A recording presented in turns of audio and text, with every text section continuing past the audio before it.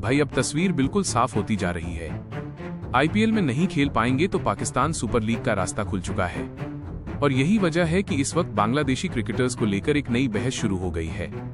दरअसल मामला सिर्फ इतना नहीं है कि कौन किस लीग में खेलेगा, मामला ये है कि आईपीएल से बाहर होने के बाद बांग्लादेशी खिलाड़ी अब पीएसएल की ओर झुक रहे हैं और इसकी शुरुआत हो चुकी है। सबसे बड़ा नाम मुस्तफिजुर रहमान, जिस खिलाड़ी को इंडियन प्रीमियर लीग की नीलामी में कोलकाता नाइट राइडर्स ने 9 करोड़ 20 लाख में खरीदा था। आज वही खिलाड़ी आईपीएल से बाहर है और अब पाकिस्तान सुपर लीग के लिए रजिस्ट्रेशन कर चुका है। अब जरा पूरे घटनाक्रम को सिलसिलेवार समझिए। आईपीएल ऑक्शन के बाद जब केकेआर ने मुस्तफिजुर रहमान को टीम में शामिल किया, तब किसी को अंदाजा नहीं था कि मामला यहां तक पहुंच जाए। लेकिन देश के भीतर हालात बदले और उसके बाद board of control for cricket in India ने साफ तौर पर केकेआर को ये निर्देश दिया कि मुस्तफिजुर रहमान को स्क्वाड से रिलीज किया जाए। केकेआर ने बीसीसीआई के निर्देश का पालन किया।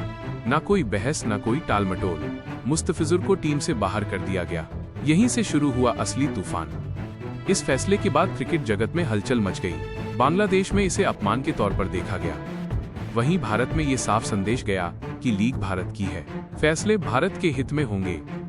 अब इसके ठीक बाद जो हुआ, मुस्तफिजुर रहमान ने पाकिस्तान सुपर लीग के अगले सीजन के लिए आधिकारिक तौर पर अपना नाम रजिस्टर करवा दिया है। और सिर्फ मुस्तफिजुर ही नहीं, कुल 10 बांग्लादेशी खिलाड़ियों ने पीएसएल के लिए रजिस्ट्रेशन किया है।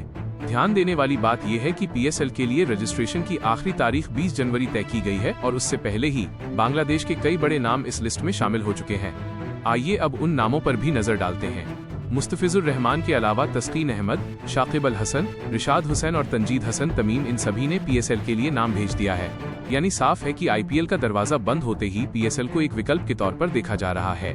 पिछले पीएसएल सीजन की बात करें तो लाहौर कलंदर्स की टीम में रिशाद हुसैन, मेहंदी हसन मिराज और शाकिब अल हसन खेलते नजर आए थे और वहीं लाहौर कलंदर्स आखिरकार चैंपियन भी बनी थी।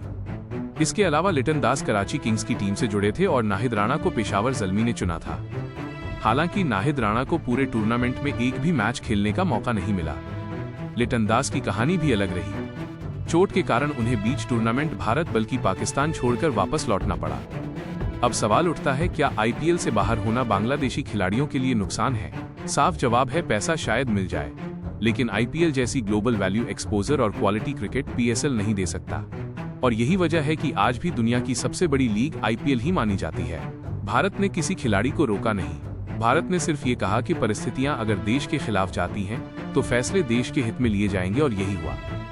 अब बांग्लादेशी खिलाड़ी पीएसएल में खेलें या किसी और लीग में, ये उनका व्यक्तिगत फैसला है। लेकिन ये भी उतना ही सच है कि आईपीएल से बाहर होना किसी भी खिलाड़ी के करियर पर असर डालता है। आज मुस्तफिजुर पीएसएल में जा रहे हैं, कल कोई और जाएगा, लेकिन आईपीएल की चमक, आईपीएल की ब्रांड वैल्यू और आईपीएल का स्तर वो कहीं और नहीं मिलेगा। यही वजह है कि आईपीएल से बाहर होना सिर्फ एक कॉन्ट्रैक्ट का नुकसान नहीं, बल्कि एक बड़े मंच से दूर होना है। अब देखना ये होगा कि पीएसएल में ये बांग्लादेशी खिलाड़ी क्या करते हैं, कितना प्रभाव छोड़ते हैं और आगे उनके करियर की दिशा किस ओर जाती है। आपका क्या मानना है? क्या आईपीएल से बाहर होकर पीएसएल खेलना सही फैसला है या ये मजबूरी का रास्ता है? अपनी राय जरूर बताइए। क्रिकेट जगत की ताज़ा खबरों से अपडेट रहने के लिए गेम व्यू चैनल को सब्सक्राइब करें और अगर आपको वीडियो पसंद आया तो लाइक। क्या आप चाहते हैं